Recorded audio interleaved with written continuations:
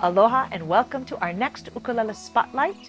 For this one, we actually don't have to go anywhere. We are having the ukulele come to us. We will be featuring aNueNue USA with our good friend Kalei Gamiao. Craig and I want to say a huge mahalo to everybody who have sent in emails and shared such wonderful stories in the comments. It is such a joy to put on this series, and we are so happy to hear that you love it. And in fact, make sure to stay tuned after we're done with Kalei, because we are going to be showing some great behind the scenes footage. Craig is going to answer a lot of questions people have had about the making of this series. So stay tuned and enjoy.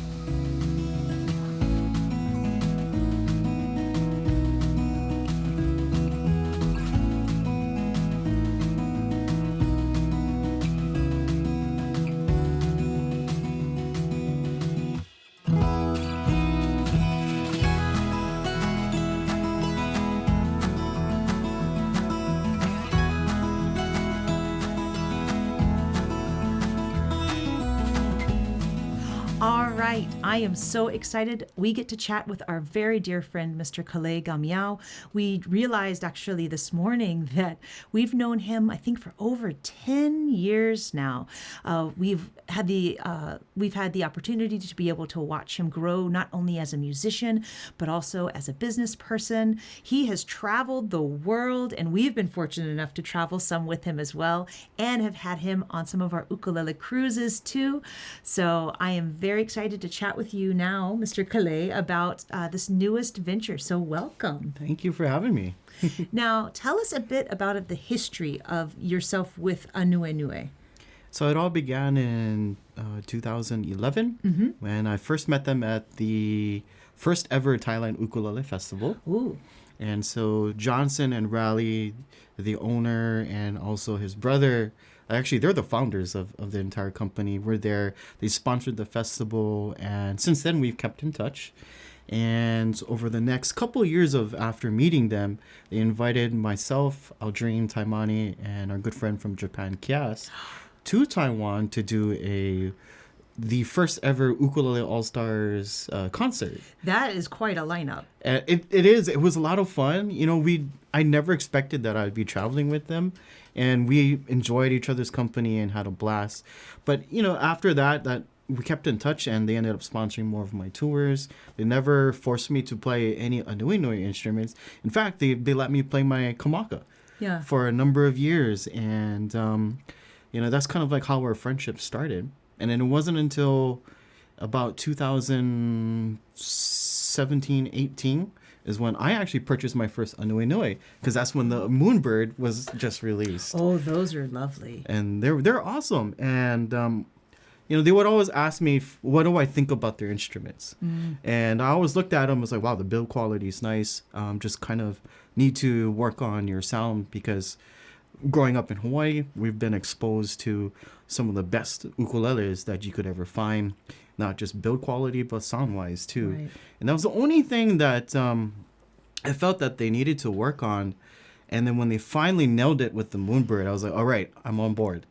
You know, I would love to buy one. I didn't ask them to give me one. And, you know, fast forward a few years, in 2020, we partnered up with not just them and myself, but with Corey Fujimoto. Yes. A really dear friend of mine, super talented, and a great business partner. And we started distributing aNueNue instruments within the USA and Canada. So that's pretty much how aNueNue USA came about. We are not the manufacturer, but we partnered up with the actual brand to, I guess, spread the love and word about their instruments. Oh, okay. Because that was one thing I was actually going to ask you about, is what's the difference between aNueNue USA and the parent company? Yes. But you summed it up beautifully. Thank you. Now, since working with them, I know that you distribute the instruments, but do you also sometimes get a say in like how the instruments are built, or do you get the opportunity to give feedback? We definitely give them as much feedback as we can. I wouldn't say that I have a say, but we do make suggestions. Yes. And, you know, I'm glad that they took into consideration how we felt on some of the ideas, and build designs that they've already had, and we just wanted to offer something even more. So some of the ideas that we had was, hey, let's try a lattice braced instrument, and that was one of the early suggestions that we gave them a few years back, and they ended up incorporating it into a model, which was the 100 series, so the UT 100 and then the UT 110, which was another suggestion that was kind of built around the lattice bracing, because we've always been a big fan of mahogany. So they use South American mahogany for that model, and I'm happy with how it came out. There's a few adjustments that they're doing just to strengthen the overall integrity of the instrument to make sure that it lasts for a lifetime, so we don't have any issues with movement on the tops. So they're always looking to make improvements on everything. Even if something did really, really well, they always feel that there's room for improvement. That's fantastic. Because, always being able to make improvements and, make your product even better is definitely, they don't get complacent, and that's a really good thing. Oh, yes. Because that means they're always going to be coming out with something. Oh, yeah. Yeah. Very cool. Thank you. Now, I know we've got some instruments behind us that I am very excited about. So, can we pull out a model? Sure. And take a look. Yeah, let's do it.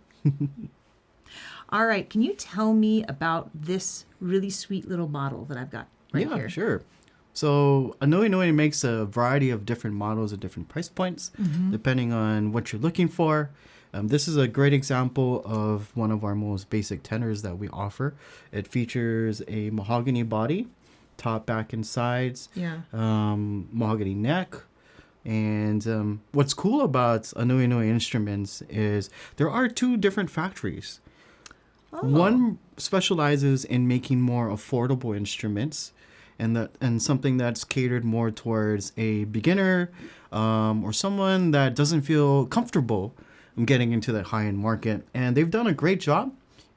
These are fan-braced instruments. It's a laminate mahogany build. Yeah. So it's great if you're getting into music and not used to taking care of an instrument with proper humidity. This would do great in dry states like, Nevada or Arizona. And they have a really nice sound to it. And they're super affordable. I mean, we're looking at something that's under $130. Wow. With the case. Wow. And a good sound. They all come with fluorocarbon strings. They got rid of using I guess Nowgut or Nowtech style of strings, and have only kept it to fluorocarbon to offer something a bit more premium. It has more sustain. It stretches much quicker than nylon strings too, and it's been one of my personal favorites because of the affordable price point. Yeah. And also the quality that comes with it. I mean, you can't expect it to perform like a Moonbird. Right. I mean, we're looking at two different tiers of instruments. It's something like this is put together much quicker than any of our higher end instruments. Yeah. But, there is a happy medium where you can be efficient with making an instrument, but also keeping the quality high.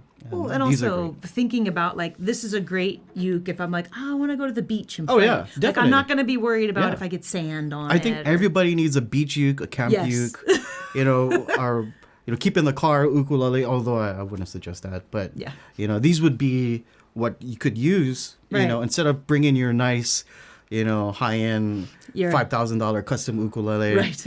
No matter what brand it is. Yes. You don't want to bring something like that and leave it in the car. Yes. Well, let's take this guy for a spin. I'm very excited to try it out.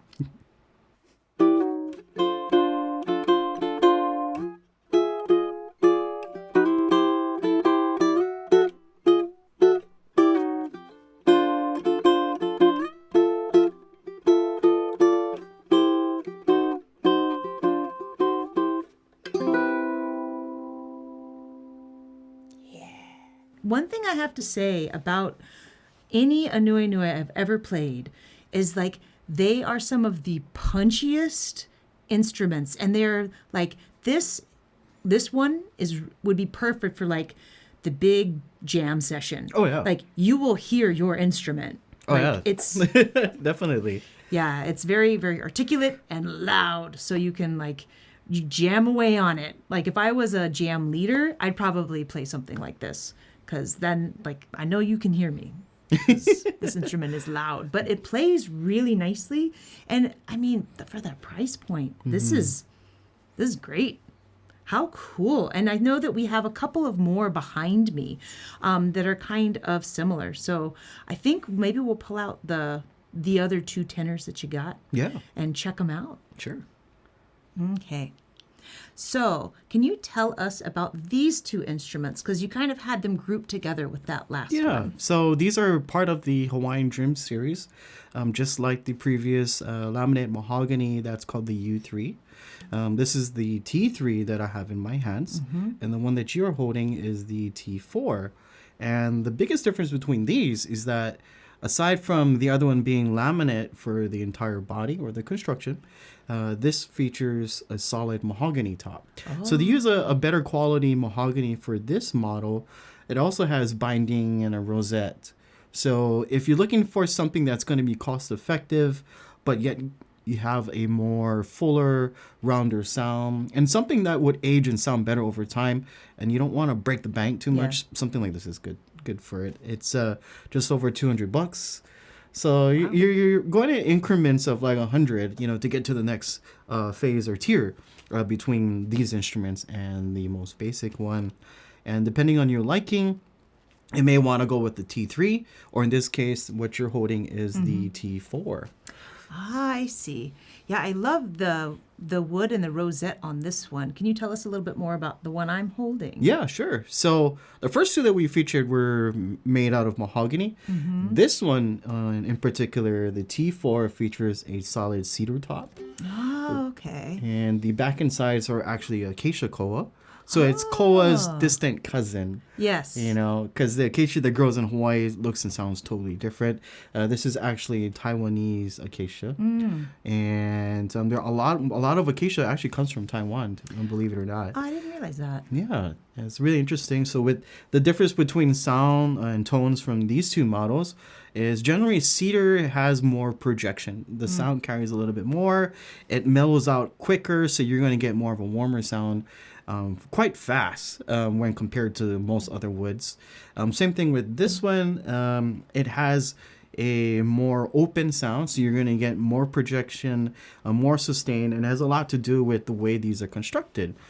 So like for this one example, we have a really nice solid piece of mahogany with binding along the sides, top and bottom. There's even a little end graft that you can see here. Little slight details, abalone shell rosettes, just to give it more of an aesthetic look. But it's more so this would be something you want to upgrade from a laminate model. And between the two, they're kind of hard to decide. They both look great. A lot of our customers seem to like the 3 Series a little bit more because it looks more traditional. But if you're coming from more of a musical background, you might end up wanting to get a cedar top. Cedar's nice. Yeah. I mean, what our custom instruments, it's cedar top for one of them, right? And the other spruce, which is another good choice for tops, which I know we'll get to in the next few instruments. Well, thanks for telling us about these. Should we do a song together? Yeah, sure. I laughed with Craig because I was like, we have one of the best ukulele players in the world, and you're having me do the sound samples? So now, let's actually have you and I, we get to play together.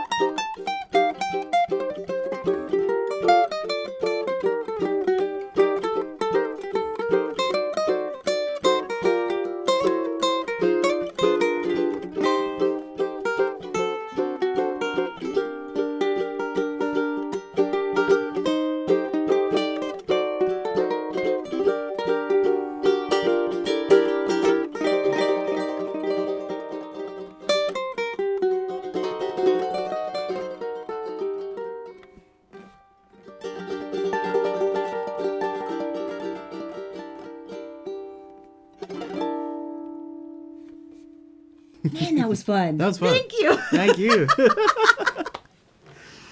Oh my gosh, I miss playing with you, Kalei. Okay, remind me again of the price point of these.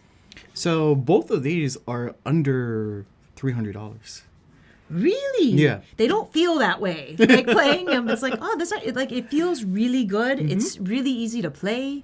And I love, again, just how crisp these sound. Yeah. Right? Like it sounded beautiful for the finger style, and then of course switching to comping. I know I was making sure, and you do this too, where you play with the flesh so you can really get that nice sort of muted sound, and that makes these pop even more when you're playing together. Yes. Yeah, because they already have a nice bright sound. Yeah. So kind of adding a little bit of warmth, like kind of like rounds off the edges. Yeah. Wow, I can't believe. Nice instruments. So I actually got to test this one out before us chit-chatting here, but so I'm super excited to actually sample this one. But before that, can you please tell me about this really awesome instrument? Yeah, of course. So this comes from the 100 series that was just released last year.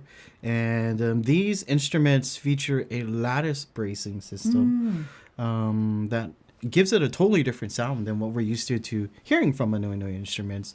But aside from that, it features a solid spruce top, Yeah. solid mahogany back and That's sides, beautiful. a cutaway, it's a gloss finish. You have top and bottom binding, abalone shell inlays for the rosette, radius fretboard, bone nut and saddle, slotted headstock, and it comes with a variety of different features. And this is just about $1,000. Really? It's not super expensive, but what's really incredible about this series is the amount of sound that comes out from them. Because at first, when you play it, you're just like, oh wow, it has a big voice for such a small body. I don't have the tenor, so I brought the concert as an example, and been getting a lot of good feedback. You know, it doesn't look as traditional as like our other instruments. Like Right. it's not made out of koa, but this would be catered more towards a fingerstyle player. And what I mean by that is for the fingerstyle players, Yeah. it comes with a different features that makes it easier and more efficient for you to move your hands up and down the fretboard. So that's like Gotcha. a reason for a radius fretboard too. It's a slight curve, so most times, traditionally, an ukulele features a flat fretboard. So I've been so used to playing a flat fretboard for a number of years. Yeah. And then I noticed that with the radius, it does add comfort for certain types of things. When you are barring chords, which is like one of the most difficult things for every single beginner out Yes, there. yes. You know, that does take a lot more effort. But having that little curve to just fit the natural curvature of your fingers makes it a lot easier and less stress. And it doesn't hurt as much, in my opinion. The cutaway is actually for those who are brave or those who have been playing for a while. Yes. You can really get up into, Yeah. up into here if you're really trying to hit those notes. Yeah, nothing gets in the way of your hand. Yeah. And I also really love how these are designed because with the cutaway, you almost don't notice it's there because Right. it's not really a cutaway. Basically, the Yeah. side is just bended in a little bit, Right. early instead of, bending it more towards the top.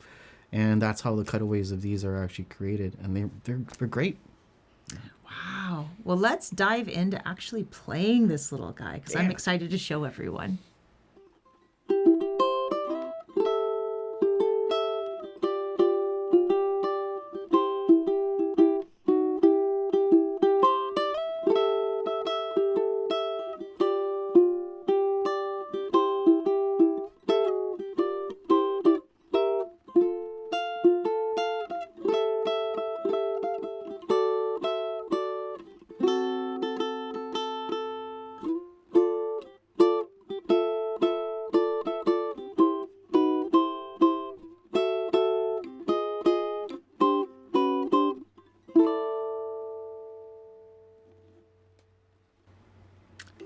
It is very, I don't know, it's articulate. I know I've said that about some of the earlier instruments. It's very articulate, and I love that, like, maybe it's a spruce, right?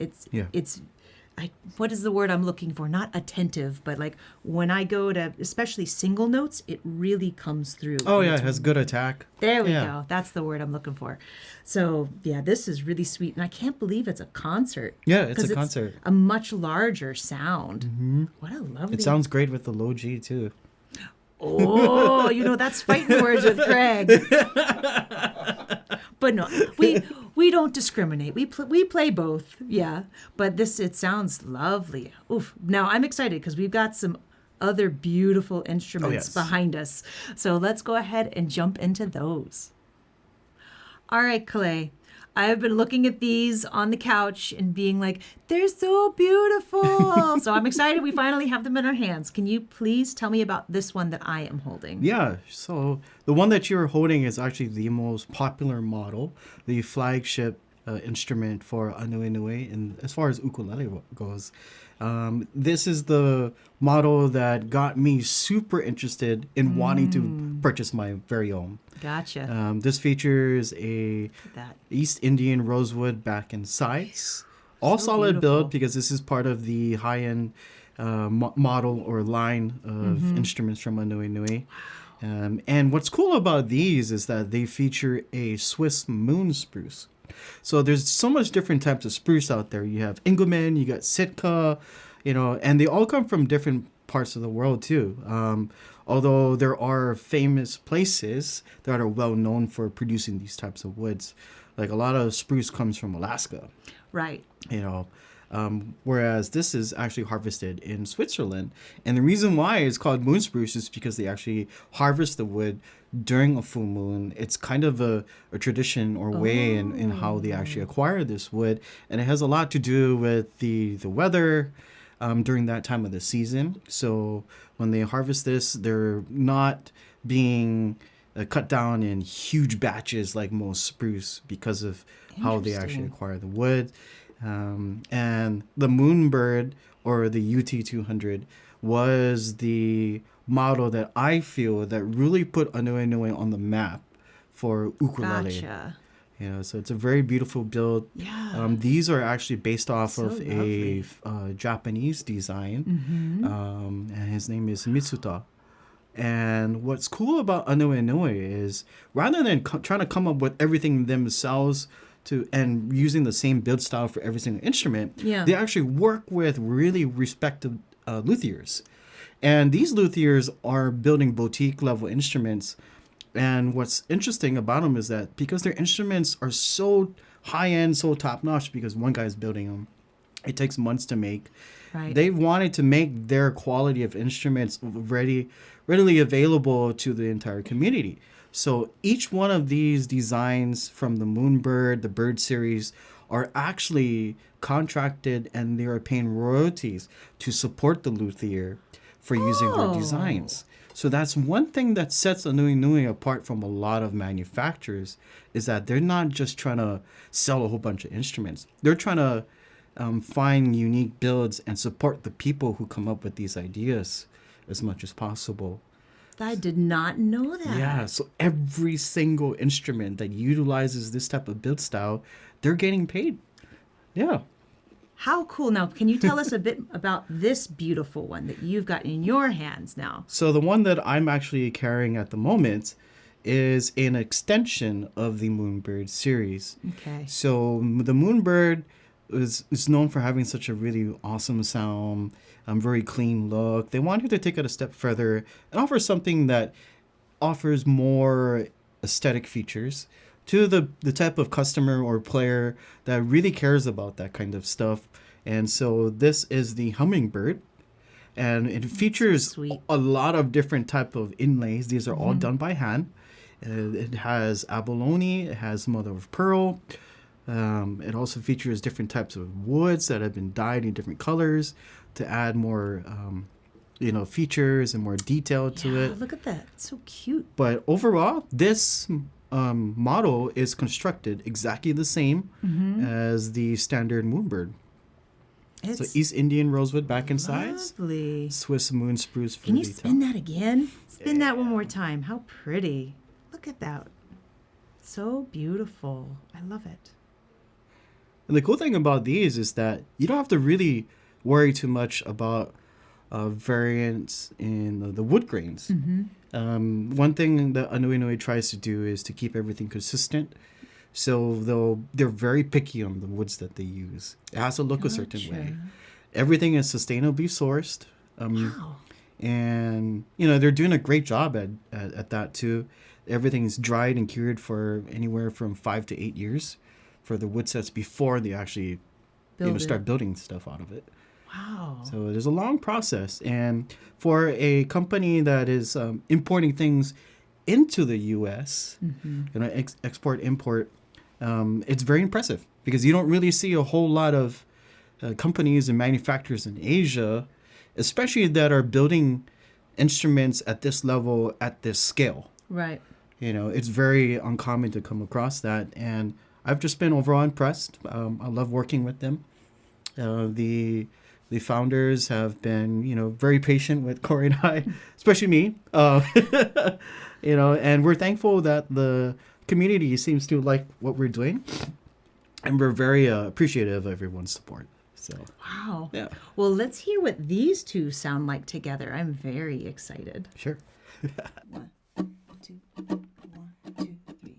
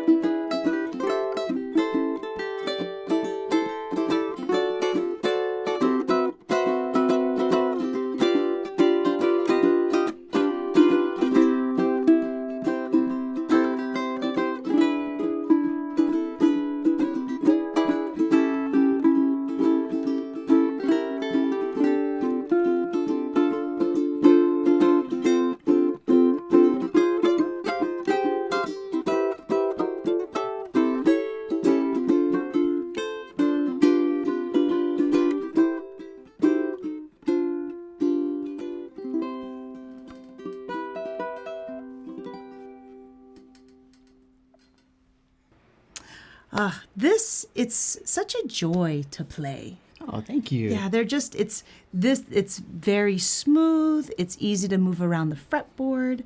And again, they sound fantastic. I love it thank so you. much. Yeah. Wow. And this one, especially when you're soloing, it's like everything again, it's so crystal clear, and it is really just lovely to hear. I know it's also you're playing too, sir. No. But the instrument itself, it's really great. The instrument is kind of like the vehicle for the music. Yeah. I'm more of a tenor player, and for me to feel comfortable in a concert usually says a lot about the brand, Right. Or how they're made. So yeah, I'm stoked about these. Awesome. All right, so what is the best way for people to be able to get these instruments from you and also to sort of follow you on social media and all of that? Yeah, so if anybody's interested in getting more information, you can visit our website at www.aNueNueUSA.com. We also are on Facebook and Instagram. And if you want to send us a message or an email, you can email us at support@aNueNueUSA.com, or you can contact us at 808-352-0285. Perfect. Well, definitely make sure to check out aNueNue USA. It's just, these instruments are really special, and it's so great to learn so much more about the company. I had no idea about the sustainability, the fact that they're working with luthiers and giving them credit for their work. I just think that's really amazing. So Thank you. thanks for sharing all of that with us, Kalei. It's just been awesome. So Thank you. Thanks for having me. yeah. All right, everybody. Till next time. Aloha.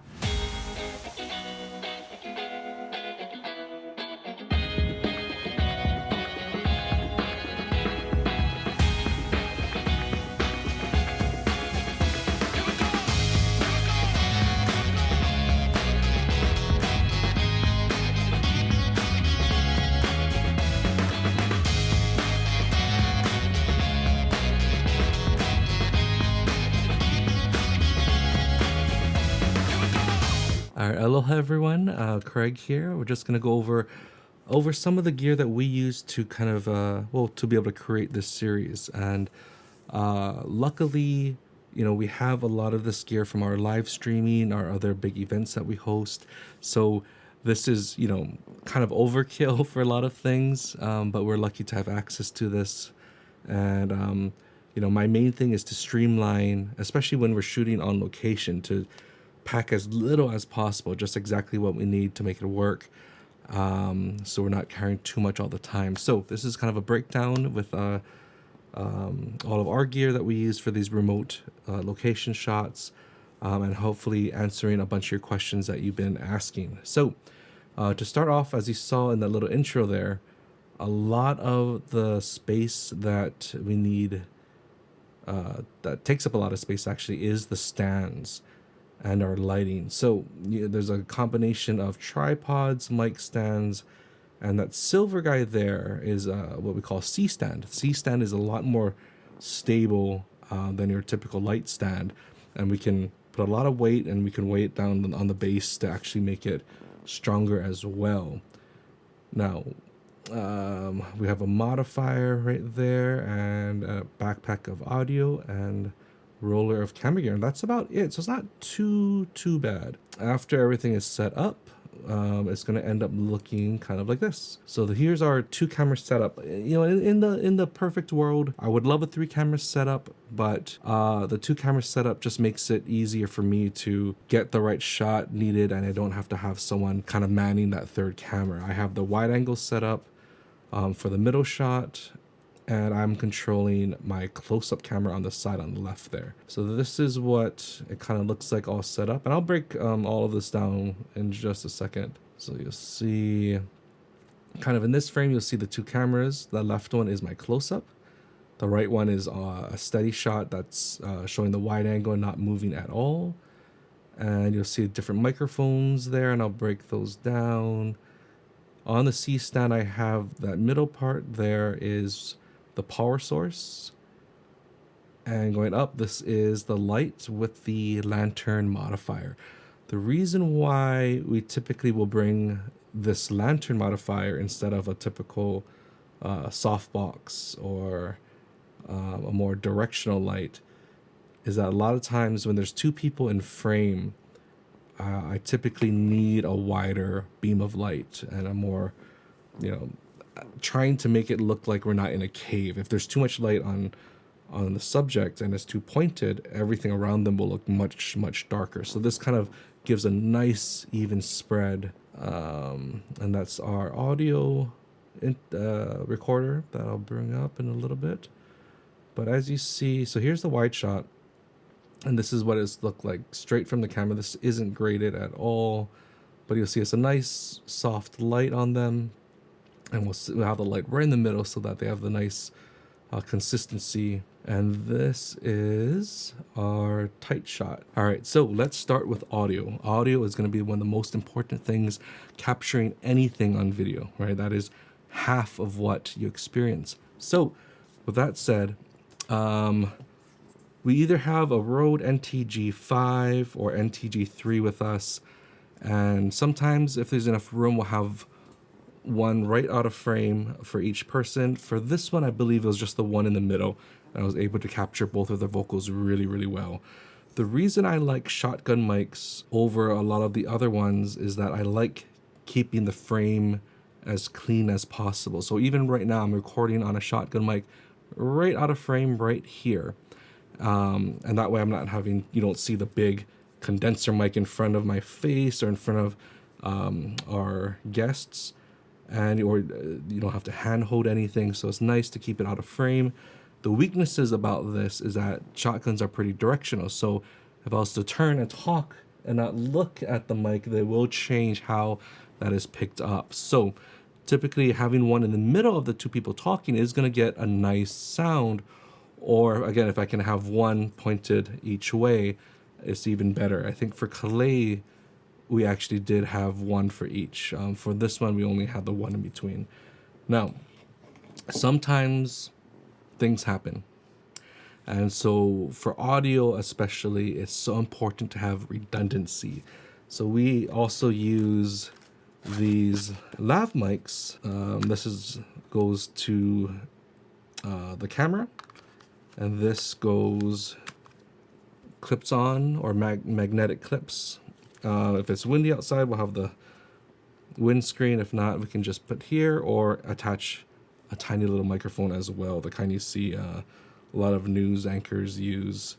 Now these are great because they're super flexible, they're wireless, and not only do they give a signal out to the camera, but they also record internally as well. So if there's something that happens through that wireless transmission, we have a hard copy right on board on each unit as well. These are the Rode Wireless Pro. Is it Wireless Pros? Wireless Pros, I think. Yeah. So that's a really nice option to have. Now, for me, I don't like the sound as much as having a nice shotgun. But it's nice to have redundancy as a just in case. This has saved our butts many of times in the past years. Now, the reason why we use these guys, these are the Roswell, by Roswell, but this is their Polaris mic. And these are incredible microphones that capture such a natural sound from whatever's recording, whether it's vocals or instruments. A huge thank you to Roswell, who gave us a fantastic deal for these microphones, and they are some of the best we've used, and we highly recommend them. But the reason why we switched to these for the instruments is that I want to make sure whenever we do demos, they all have that consistency, that we're using the same fantastic mic for each. That way, you know, some of the instruments aren't through like a shotgun mic or a different type of mic. So that way, when you compare it, you know, you'll really hear the differences in instruments, or even in the different sizes of the same makers and tonal woods and all that kind of stuff. So it's really important to have a really nice microphone. I know it's a little bit extra to carry around, but to me that was very important to keep that consistent.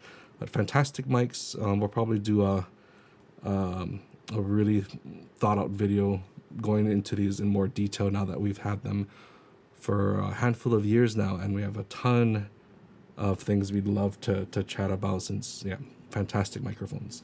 Now, to capture all of that audio, instead of going straight into camera, your typical camera audio inputs aren't that great. So to get the best audio that we can, we use a Zoom F8N Pro. Again, kind of overkill. We had an F6. You could use any other kind of field recorders to get just a really pristine capture of sound. There's no effects on this. So their preamps in here are just really, really beautiful. Extremely low self noise. So again, a great way to capture things as they sound. Much more flexibility in post to kind of clean things up if needed. But this way we can capture, especially the ukulele, as cleanly as possible. So a nice little unit. And it's also battery powered. You can either use AA's or DC in on that as well. So it's really nice. All right, moving on to the video side. Again, overkill for something like this. But again, we have so many other events that we do that utilizes this. So it was nice to double dip. For our main wide angle, we typically have a mirrorless camera. For me, because I do so much photography as well as video, we have, you know, in our roundup, usually one or two different mirrorless cameras. This is the new Canon R5 Mark II, and we pair that with a 15-35 lens, an f2.8, and it's fantastic. A lot of times when we show up to different places, we don't have as much space to really play with, especially with two people in frame. We need to go a little bit wider than your typical normal setup. So like in studio, we would be more at like about 35 millimeter maybe for the wide angle if there's one person, maybe even a little bit tighter. But we might be all the way out at like 18 when we have 2 people in frame, and especially working in tighter quarters. So going all the way down to 15 is fantastic. So very fortunate to be able to shoot really wide when we need to. And again, this is, how that wide angle looks. You can see we're actually pretty close to Sarah and Andrew from here, but it does still give a really nice look to it. Now here is our main camera. This is what we use for our close-ups and our kind of moving camera, where I can get detail shots on the ukulele, or I can zoom in to get reaction shots. This is the Canon C70. This is strictly a video camera. I would love to have 2 of these down the road or something similar, because there's so much more functionality in these guys than the mirrorless. I mean, if you're doing video, getting a dedicated video camera is always going to be more beneficial. It's a little bit bigger, but you do have like built-in mini XLR inputs. You have built-in ND filters, which, if you know, they are a huge help, especially when shooting outdoors. But it's just a lot more robust, a lot more video options. And it's just fantastic all the way around. So what I have paired with this camera is, this is like my new favorite lens. This is the 24-105 f2.8 by Canon. So it has a really nice zoom range. So I can go from a 2-person shot with that one lens, and I can still get some nice reaction shots there, but I can zoom in really nicely and get some detail shots with that exact same lens. Or I can shift over and get some of our guest. Look at that. So having all of that with one lens and one camera, again, allows me to do much more just by myself with that camera. It is amazing how many different kinds of shots I can get. Again, I can get the 2-person side shot, or the up close on the ukulele, or up close on the guest. And the great thing about this guy too is that it is a Super 35 sensor, so there is a little bit more of a crop than a full-size sensor like the R5, which means I can get even closer with this zoom. So it is nice. It is nice to have both the full frame and the Super 35 sensors to play with. That's pretty much our gear load for this. Again, a lot of it is actually lighting and audio. Camera stuff is actually pretty compact in comparison. It was nice having Kalei here in studio because everything was set up. Don't mind the blimp on that left. That blimp there is for outdoor audio shooting. It's very protective against all sorts of wind. Let me see the 2 shotgun mics above heads. This is our tiny compact field gear for these captures. So again, thank you so much for all of your kind words and comments, and I loved reading all of your questions about things we need to make this series happen. So I hope that answered a lot of questions. If there's anything else that I missed, let us know in the comments below. But again, thank you for your support, and hopefully we'll see you soon. Aloha.